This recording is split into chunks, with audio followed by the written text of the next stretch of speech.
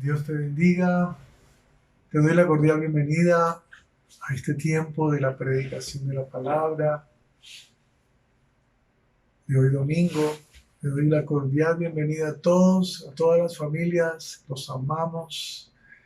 Quiero decirle el inmenso amor que Dios tiene por ustedes. Es algo asombroso, algo poderoso. Y también ha puesto mucho, pero mucho amor en nosotros por ustedes. Y quiero que esta palabra de hoy la recibas con un corazón ensanchado de amor. Recibo también un saludo muy especial de parte de mi esposa. Les amamos toda la iglesia. Quisiera dar los nombres de cada uno de ustedes, pero sería de pronto extendernos mucho, pero quiero que sepan que están todos en nuestro corazón, en nuestras oraciones, los bendecimos. Hoy quiero predicar una palabra que está en Santiago capítulo 1, verso 25. Santiago 1, 25 dice de esta manera: Mas el que mira atentamente en la perfecta ley, la de la libertad, y persevera en ella, no siendo oidor olvidadizo, sino hacedor de la obra, éste será bienaventurado en lo que hace. El título de la palabra hoy es La ley de la libertad. Hemos aprendido que Dios creó al hombre con libre albedrío. Eso es libertad para tomar decisiones. Todos los animales fueron creados con instinto, que no es lo mismo. Por instinto ellos se alimentan, se reproducen y se relacionan con otros seres vivos. Pero al hombre Dios le dio libertad, libertad de escoger entre el bien y el mal. Dios valora más cuando escogemos hacer el bien teniendo la opción o la libertad de no hacerlo, que cuando hacemos el bien porque estamos obligados a hacerlo. La libertad es algo maravilloso, algo precioso, un tremendo tesoro que nos permite hacer todo lo que queremos hacer. Pero nunca se aprecia tanto, sino cuando se deja de tener, cuando se pierde ese privilegio. Nunca se valora tanto la libertad como cuando se pierde. Si no, pregúntale de pronto a aquellos que están obligados a pasar en cuarentena entre cuatro paredes o en un hospital largas jornadas o largos años de cárcel. Entonces se valora la libertad, se anhela la libertad. El apóstol Santiago expresa una verdad poderosa cuando dice que aquel que practica esta ley, la ley de la libertad, será feliz en lo que hace y será muy, muy favorecido. En la Nueva Traducción Viviente leemos: pero si miras atentamente en la ley perfecta que te hace libre y la pones en práctica y no olvidas lo que escuchaste, entonces Dios te bendecirá por tu obediencia. Santiago 1:25 de la Nueva Traducción Viviente. También dice el apóstol Santiago que según nuestra manera de vivir por esa ley de la libertad, seremos un día juzgados. Él dice: así hablad y así haced, como los que han de ser juzgados por la ley de la libertad. Lo repito: así hablad y así haced, como los que han de ser juzgados por la ley de la libertad. Capítulo 2, verso 12 de Santiago. Vamos a ver entonces un poquito, una reflexión más profunda acerca de esta ley de la libertad. Lo primero que vamos a declarar es que Dios creó al hombre en libertad. Somos libres. Lo cierto es que todo ser humano nace libre. Es un derecho natural de todo ser humano y nadie debería vulnerar ese derecho. Puede ser que los hombres hagan con su libertad o con la del prójimo otra cosa que no es necesariamente la voluntad de Dios. Por lo tanto, se hace necesario, si es menesteroso, conocer cómo aplicar la ley de la libertad. Y la manera más fácil de comprender la ley de la libertad es por medio del análisis de la relación entre padres e hijos, porque la mayor parte de los hijos vive bajo la ley de la libertad. Es lo normal. La contribución monetaria o económica que un hijo pequeño puede realizar a la familia no tiene comparación con los gastos que genera. Aún así, ese hijo es amado sin tener en cuenta esta gran deuda. La mención continua de esa deuda le robaría al niño todo su gozo y lo pondría bajo esclavitud. El no mencionarlo lo hace libre. El niño no tiene la obligación de contribuir financieramente porque él es libre. ¿Qué debería hacer el hijo con esa libertad? La alegría de los padres no proviene de insistir continuamente al niño que haga determinada cosa, sino cuando de pronto regresan a casa e encuentran que ese hijo realizó voluntariamente una tarea que no le había sido asignada, no se le había impuesto. Nos alegra tanto ver realizada una tarea que no había sido específicamente encomendada que hasta olvidamos las faltas. Juzgamos al niño de acuerdo con la ley de la libertad, la cual le permite no hacer nada y aún así ser amado, o hacer algo bueno y que eso haga olvidar sus faltas, o aún más, recibir una recompensa por lo que de todos modos debería hacer. ¡Qué buen negocio! Otro elemento es que la misericordia triunfa sobre el juicio. Dice Santiago capítulo 2, versículo 13, parte B. La misericordia triunfa sobre el juicio. Aun cuando el hijo cometa un error, los padres no lo echarán de la casa, sino que le manifestarán una misericordia que es más grande que el juicio. El corazón de un padre está lleno de compasión y actúa con clemencia cuando el hijo le dice: no puedo, papá, necesito tu ayuda. Bien dijo el Señor Jesús: si vosotros, siendo malos, sabéis dar buenas dádivas a vuestros hijos, cuánto más vuestro Padre que está en los cielos dará buenas cosas a los que le pidan. Mateo 7:11. Mire, la relación padre-hijo es solamente una figura de una verdad mayor. Y la verdad mayor es la relación de Dios con nosotros y nosotros con Dios. Dios nos juzga según la ley de la libertad. Y su misericordia es mucho más grande que el juicio. ¡Qué buena noticia!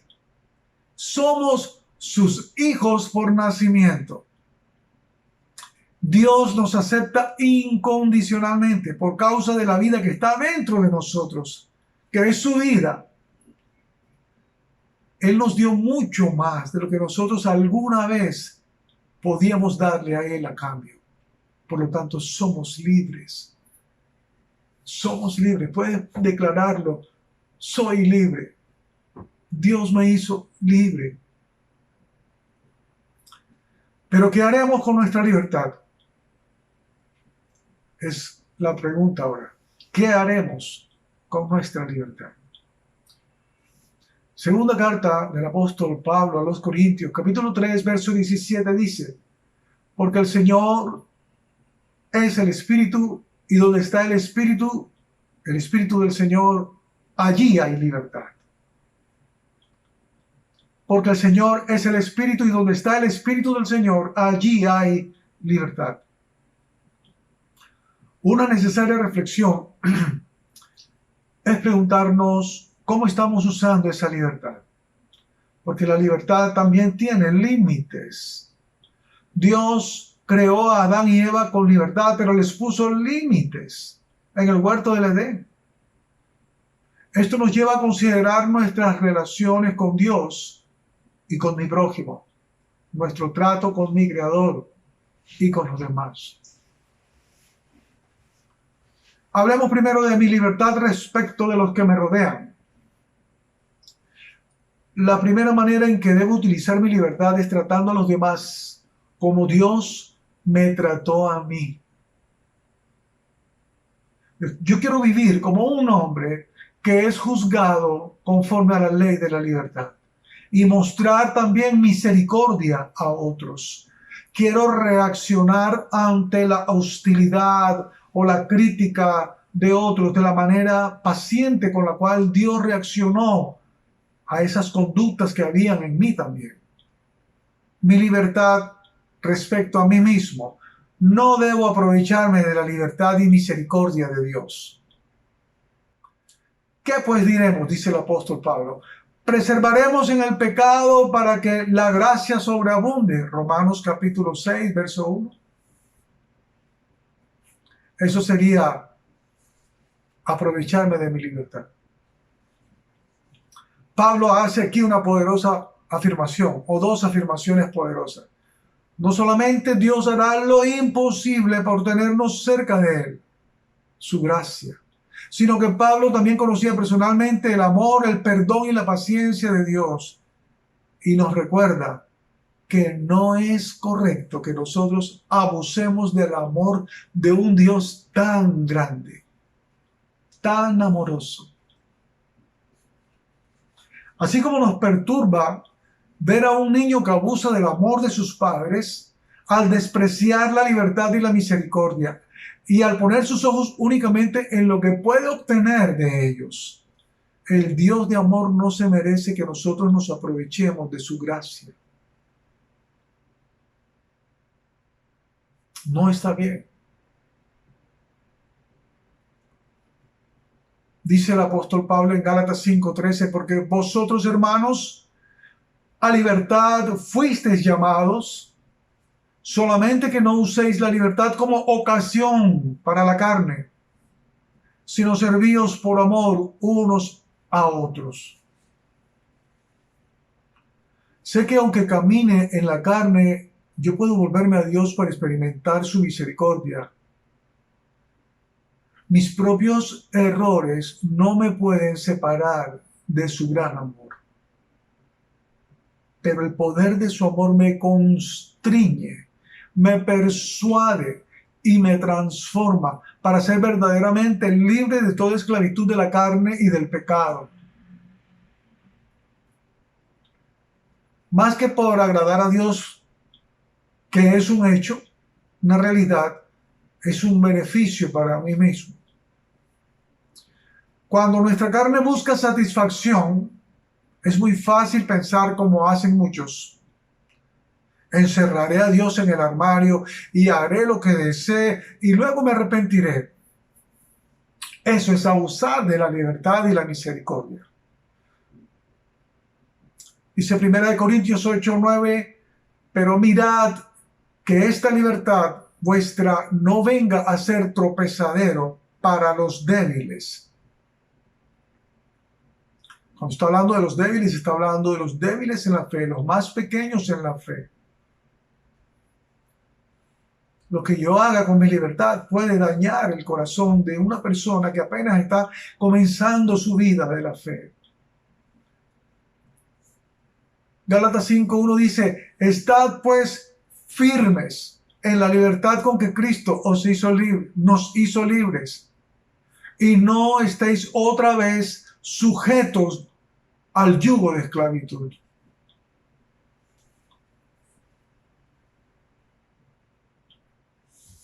Nunca otorgue libertad a un prisionero si luego se la va a volver a quitar.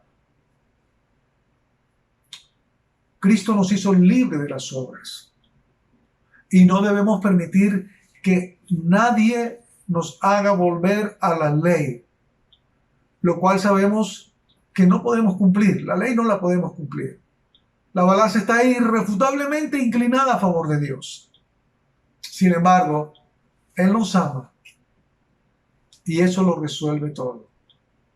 En Gálatas capítulo 2, verso 4, Pablo reconoce que algunos falsos hermanos se habían metido entre nosotros a escondidas para espiar la libertad que tenemos en Cristo Jesús y hacernos otra vez esclavos de la ley. Esa es la versión Dios habla hoy de Gálatas 2:4. Ahora quiero que pensemos un poquito en esto de estar firmes en la libertad. El apóstol Pablo acertadamente declara que Cristo nos hizo libres. Cristo nos hizo libres. Pero nuestra responsabilidad es mantenernos firmes en esa libertad que tenemos en Cristo Jesús. Esa es nuestra parte. Cristo nos hizo libres, pero de nosotros es la responsabilidad de estar firmes, de mantenernos firmes.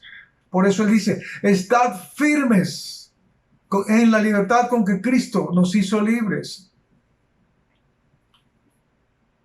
Somos libres para no pecar. En Cristo somos libres de la naturaleza del pecado, pero no tenemos libertad para pecar. Porque vosotros, hermanos, a libertad fuisteis llamados. Dice Gálatas 5:13. Solamente que no uséis la libertad como ocasión para la carne, sino servíos por amor los unos a los otros. No usar la libertad para ocasión para la carne. Me encantaría que meditáramos también en esto. No usar la libertad para ocasión de la carne. Mire, nosotros somos seres trinitarios también. Todos los creyentes somos espíritu, alma y cuerpo. Si yo me dejo guiar por mis sentidos, o sea, mi cuerpo, o mi alma, mis emociones, entonces estoy actuando en la carne. Pero si soy guiado por el Espíritu, entonces caminaré en el Espíritu. Mi libertad no debe ser usada para andar satisfaciendo la carne. Ahí está la clave. Por eso dice Gálatas 5:16-17, digo pues, andad en el Espíritu. Y yo subrayo eso, andad en el Espíritu y no satisfagáis los deseos de la carne, porque el deseo de la carne es contra el Espíritu y el del Espíritu es contra la carne. Y estos se oponen entre sí para que no hagáis lo que quisierais.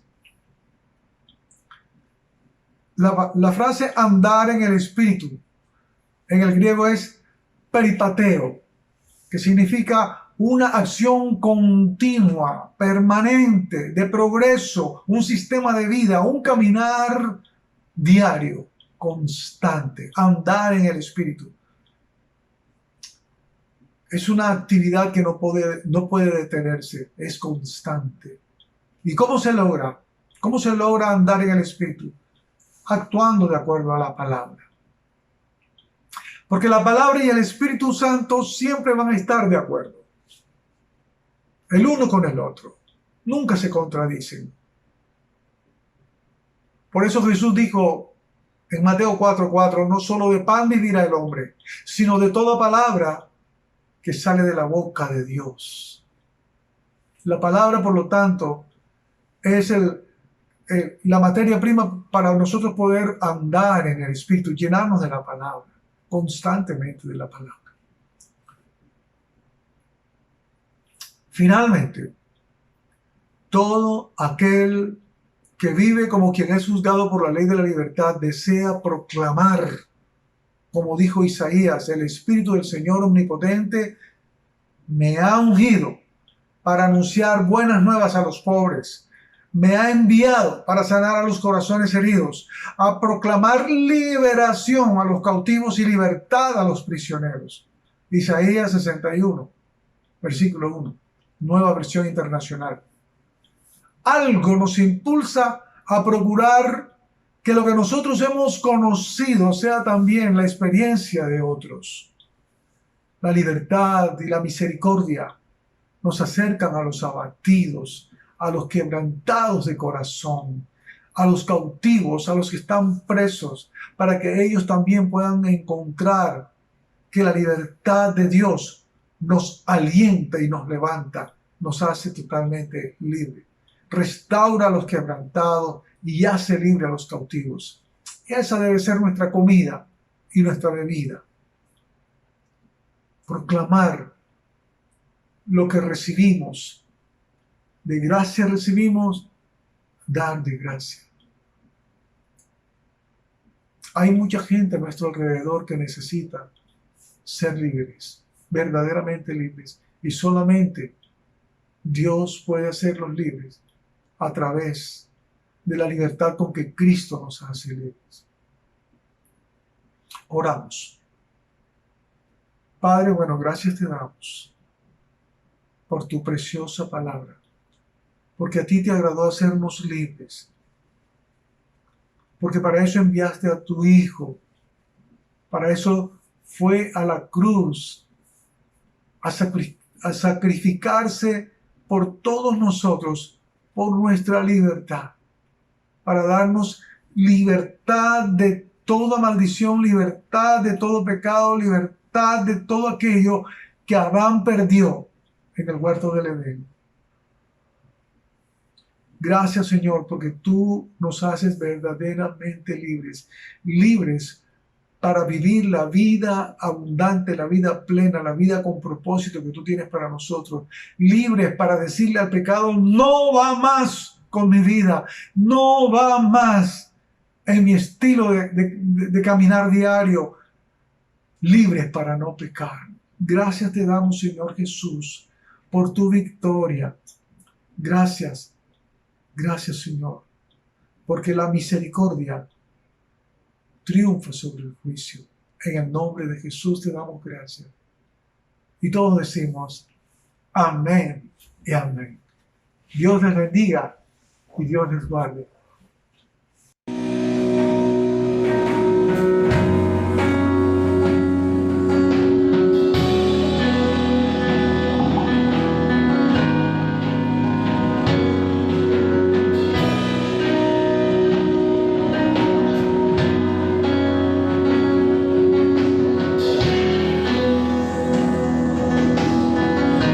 Pilar, mirarte a ti.